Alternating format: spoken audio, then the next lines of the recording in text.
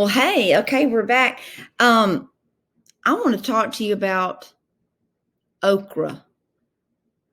Okra. Okra. Okay, we just got back from the farmer's market and we bought some fresh okra. They still have it because it's been such a warm, it's just still warm, y'all. It's cooler today, but it's been in the 80s. The okra's still growing. We love okra at our house. We cook it, cook it, cook it. I used to fry okra all the time. I've gotten better, and we're trying to be healthier at our house. Now, listen, there's a reason why I get excited about the fact that the video camera's only from the, waist up. Okay, let me tell you something. I'm just not really ready to post about a weight loss journey. I'm on a journey, all right, but anyway, we're working on it. I'm a work in progress, like all of us, okay? Tell you what, you turn 50, and it's like your metabolism just goes, we're leaving you now. We've dropped you off at the station, so we're going to let you just kind of go on without us. Goodbye. Because my metabolism just went boom. It just stopped. Okay. So let me talk to you about okra. Farmer's market, good, fresh okra. Used to fry it. Now we take it and we cut it in half, right? And then I take it, I cut it in half, and I put it in a Ziploc bag. And I put olive oil on it and salt and pepper and garlic powder. I line a big old pan with aluminum foil, and I put it on 415 in the oven for about 45 minutes. And it's like eating potato chips. But why would I even tell you that? Now, listen, later on, I'm going to have to show you some pictures of this okra because my family just eats it like chips. And it's a lot healthier than chips. But I wanted to show you something in this okra. See the seeds? See the seeds, everybody? Y'all see these seeds? These seeds can dry out. Once you put your okra out, you can leave it out and the seeds will dry. Okra has a history. Okra was brought over here. It was brought over here during the slave trade. And people brought okra over. Well, you're sitting there saying, well, how? What do you mean? This is the neatest, most fascinating story. Y'all, listen, let me tell you something. Mamas have been mamas since the first one, since Eve and Adam and Eve. Just because we're in the modern times, or what we would call modern times, emotions for our children and their safety and stuff didn't just appear. We didn't just get to be, hovering moms and caring about our kids just because when we became moms have been moms since the day that our first children were born, or since we realized we were going to be mamas, we start worrying about our kids. Well, let me tell you about these seeds. Let me tell you how a lot of them got here. A lot of these mamas, and this is where, now listen, I'm going to make a leap here at the end with just my strange little historical imagination that I have. But the mamas knew, we get those strange sixth sense that something's not right. Something's happening, good, bad, whatever, but they knew.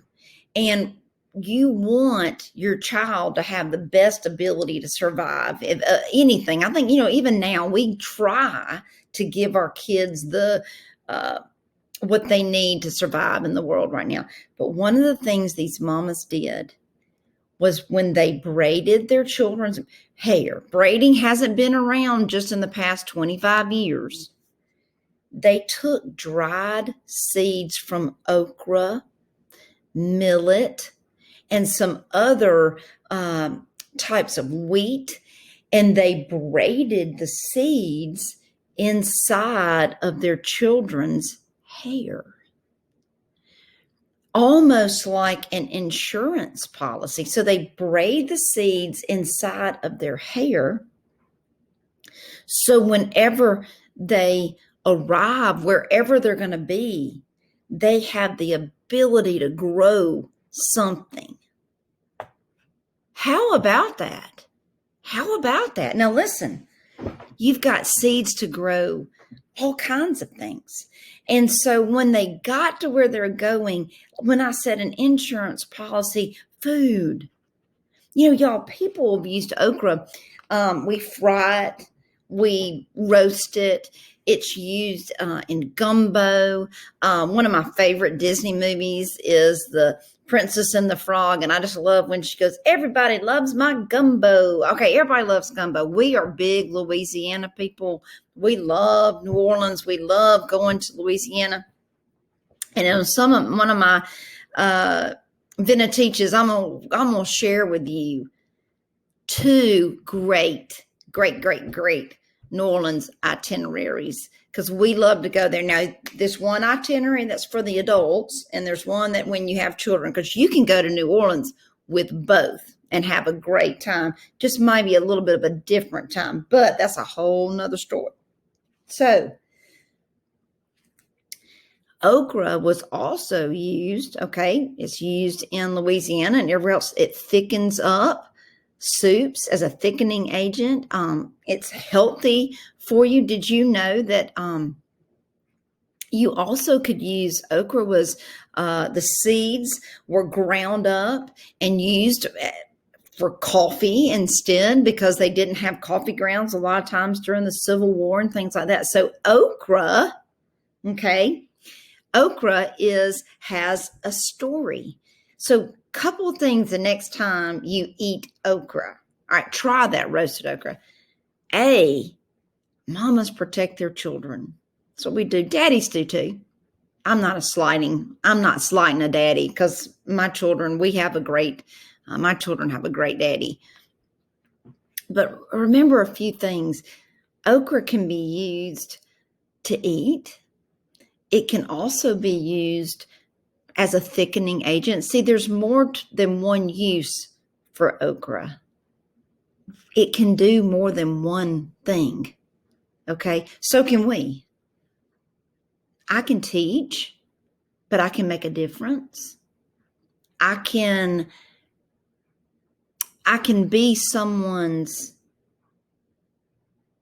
nourishment for their soul. I can be their nourishment for their mood. I can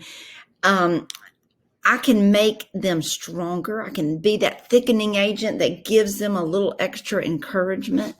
Okay. I can be those coffee grounds. I can be the coffee grounds because I can maybe give them some energy by a positive word or a positive thought. But let's look at this okra and let's think about these mamas. Let's think about what people do to give their children the abilities to persevere. Now, does that mean give them everything? Did those mamas in Africa give their children okra? They gave them the okra seed.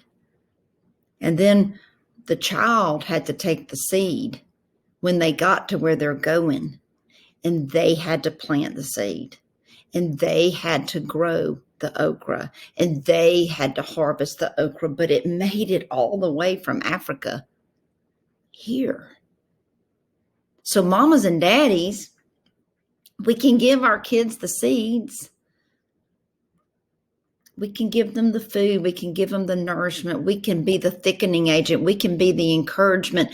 But they have to take the seed and they have to grow the okra. Now, go try some of that okra now.